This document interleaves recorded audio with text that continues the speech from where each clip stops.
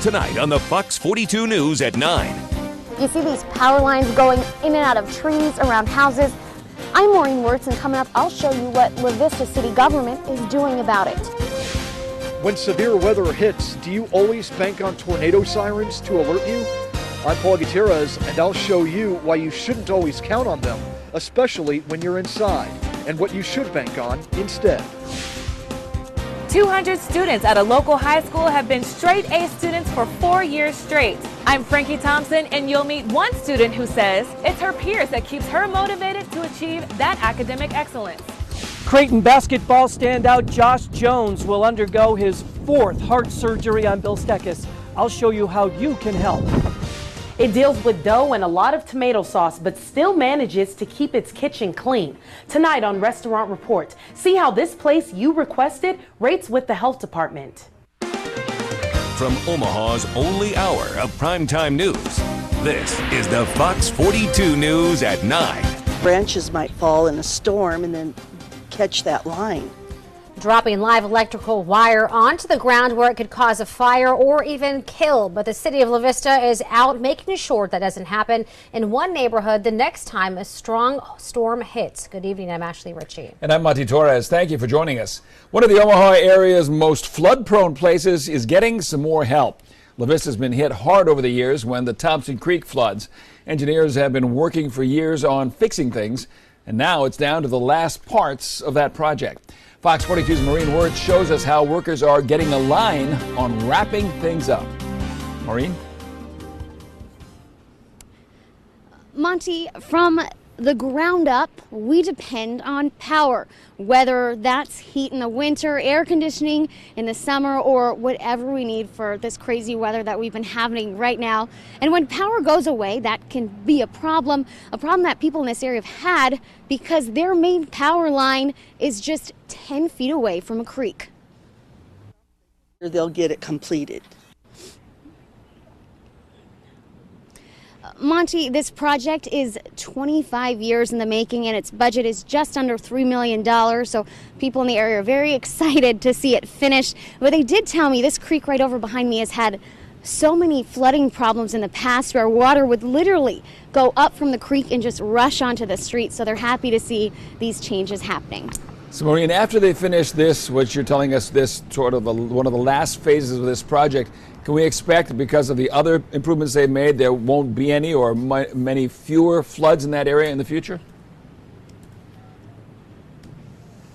That's the hope, especially with all the flood control measures that they've taken. And then once they start focusing on, getting rid of erosion, those flood control measures would stay in place. So that's definitely the main hope for this whole project. Good. Let's hope it turns out that way.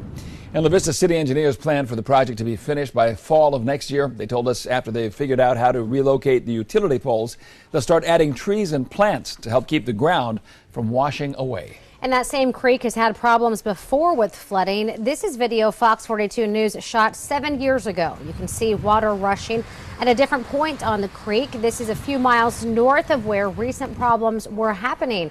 As you can see, the area where this was shot already had sufficient flood protection at the time. So what has the recent off and on rain done for the area's drought? Well, since the start of the year, the metro has got a little more than 3.5 inches of rain and melted snow. We're usually at around 6.5 inches, so we're still around 45% below normal.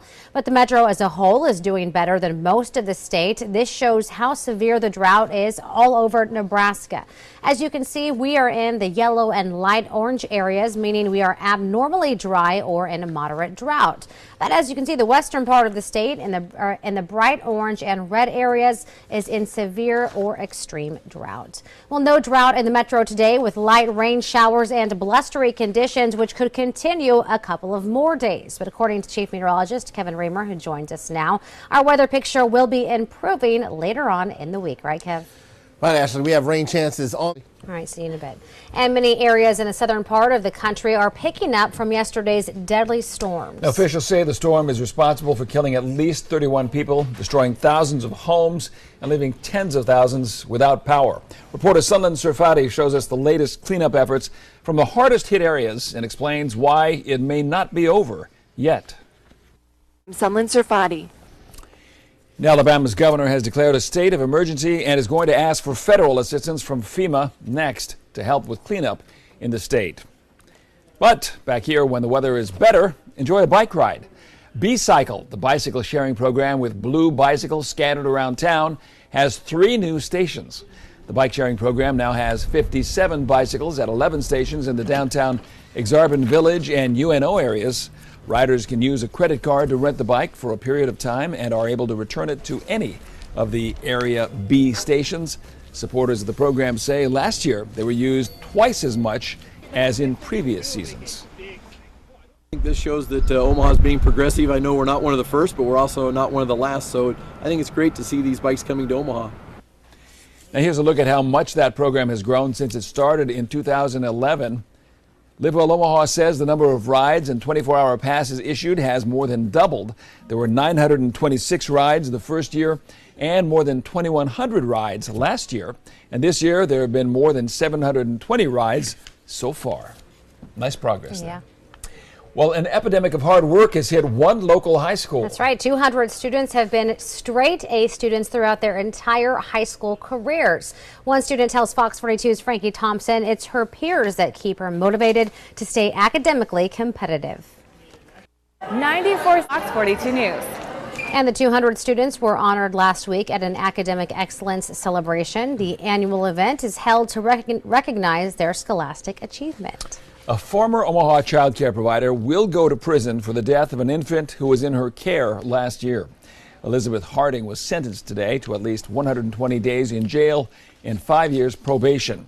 Harding was found guilty of child neglect, resulting in death. Harding was watching 1-year-old Chase Hunter last February at this house in northwest Omaha. She says she put him to sleep in an unbuckled car seat and later returned to find a seatbelt harness wrapped around his neck. He died later at the hospital. The May primary is now 2 weeks from today. If you want to vote in it and are not registered, you have until the end of the week. In Douglas County, you have to register at the Election Commission office by 6 p.m. Friday. The election office is 2 blocks south of 114th and West Dodge Road. The primary election is Tuesday, May 13th. Members of the Nebraska legislature are thinking about breaking up one of the state's biggest departments. 2 committees are looking at what changes can be made to the Department of Health and Human Resources. The main idea, to break it into several smaller agencies. Before 1996, the DHHS was 6 different agencies. And DHHS officials and lawmakers have battled over the last few years over claims that it misused money and over abuses at a mental health facility. And the Iowa House is voting on medical marijuana. The bill would allow people who live in Iowa who get a prescription for oil taken from the plant to get a registration card allowing them to have it. They would not be able to buy the oil in Iowa. It would have to be bought in a state that allows it to be sold. And right now, authorities are investigating a body found near Northwest Omaha Medical Center. Police say they found the body right next to the Emmanuel Medical Center down in a ravine. They say they don't suspect foul play and the body is not connected with the hospital. Authorities also believe it may have been down there for about a week. Well, still to come. First, it was sensors. Now it's cameras. See how effective that backup camera on your car can be after it's put to the test. Plus, you trust them to feed your kids, but just how safe are some of your favorite family-friendly restaurants? We'll tell you in tonight's restaurant report. But first, tens of thousands of children cross the border illegally every year, and that number is only rising. How the Obama administration is rethinking its approach to deportation. Next. Tens of thousands of kids are illegally crossing the border from Mexico to the U.S., and new reports are showing that number is going up. The U.S. Border Patrol is saying that nearly 40,000 kids were caught crossing by themselves and that more than 20,000 were caught at a small spot in Texas. And the Office of Refugee Resettlement is saying the number of undocumented children it oversees doubled to more than 13,000 in 2012. And so far this year, it's had to place almost 7,000 kids. Officials say the kids who are caught are either taken to foster homes or live with other family members who are often undocumented as well. They eventually have to face a judge to fight deportation, but those laws could soon change. That's because the Obama administration is rethinking its approach to deportation. New tonight, our national correspondent Christine Frizzell looks at how those changes could affect the country. I'm Christine Frizzell, Fox 42 News. Next, the Department of Homeland Security will consider whether or not to change the deportation policy. But immigration reform has been talked about for years, so what's been done so far? Well, not much. The Senate has debated it. It even passed some reform plans, but they've stalled out in the House. The Senate's plan would have added 700 more miles of fencing on the border, costing between $50 to $75 billion over the next 25 years. But critics of the plan say rumors of reform are causing more undocumented people to come to the country illegally in hopes of getting citizenship through amnesty. Now, besides parts of the border being exposed, pilots for the Border Patrol are also having more problems with what they're calling laser strikes. Pilots say they're getting hit by pranksters and smugglers along our border while they patrol from the sky. Last year, air patrols helped in catching more than 150,000 undocumented immigrants. In 2005, the FBI says there were around 300 strikes that were reported. Last year, there were almost 3,000. And as you know, those lasers pointed at pilots can temporarily blind them, causing hazards for them in the air. Well, the FBI says it's working to cut down on the number of attacks. It says the crime is punishable by up to 5 years in prison and a fine of up to $250,000. Backing up in your car is about to become a little bit safer. At least that's what the government believes now that all new cars starting in 2018 will have rear view cameras. It's aimed at cutting down on back-over accidents. And tonight, reporter Frank Fermbodi from our sister station WLOS in Asheville looks into the new technology to see how effective it is. When it comes to driveways, lives. And the federal government says getting the backup cam will cost less than $150 per car. A lot of car makers already put it in their most popular cars. Overall, manufacturers could end up spending an extra $925 million a year because of the new rule. The Supreme Court is looking into whether or not police officers need a warrant to search the phones of the people they arrest. Justices are looking at the controversial issue by hearing 2 cases on the matter. Courts have allowed those searches in the past, but critics say it is unfair because cell phones have a person's private information. A ruling is expected in June. Still to come, the number of people signing up for Obamacare is on the rise, but the government says. Hear why other experts say, despite the increase, it's still not very popular. And it's been a long road for one Creighton player battling health issues. Hear why he has to go under the knife again. But first, who's keeping it clean and who's playing dirty? We'll show you next in this week's Restaurant Report. It's all about routine for restaurant owners. That's right, but some things can get lost in the shuffle. That's when the health department starts giving out those violations. In tonight's Restaurant Report, Fox 42's Leah Uko shows us which family-friendly establishments are working to make sure their violations don't happen again. Fox 42 News. And we appreciate you reaching out to us with which restaurants you want to see featured. If there are any inspection reports you're curious about, give us a call at 402-554-4282 or email Leah directly at luco@kptm.com. White House officials say the growing enrollment numbers suggest the Affordable Care Act is working. But other numbers suggest the majority of Americans still see it as a large government program that does not quite deliver on its promises. New tonight, our national correspondent Christine Frizzau tries to find out if the program's public image will ever get better. The headlines say it all. Now reporting. Many political analysts agree that long-term perceptions of Obamacare will likely be based on what enrollees think of the care it ultimately provides. A Creighton basketball player is heading under the knife again. Coming up in sports, see why he has to have his 4th heart surgery. And later, researchers are taking a deeper look into concussions and helmets in sports. See the new way of testing and the unexpected results it's showing. And here's a look around the La Vista area. Lots of clouds, blustery today across the metro and on the chilly side with some light rain to boot. And now it looks like those rain chances are going to hang with us through Thursday. Your forecast is next. We're up to 77 degrees, so things are going to get better. Just hang in there a couple more days. Weekend looks nice. Yep. Thanks for the encouragement.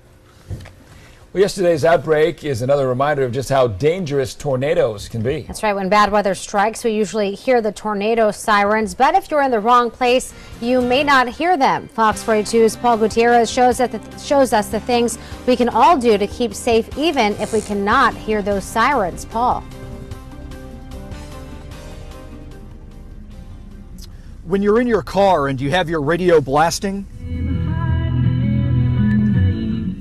it can sometimes be difficult to hear that ambulance or that police car behind you. And the same thing can be said, and the same applies for tornado sirens. When you're in your house, it's sometimes difficult to hear those. That's why safety experts recommend that you really should plan for an alternative when it comes to safety planning.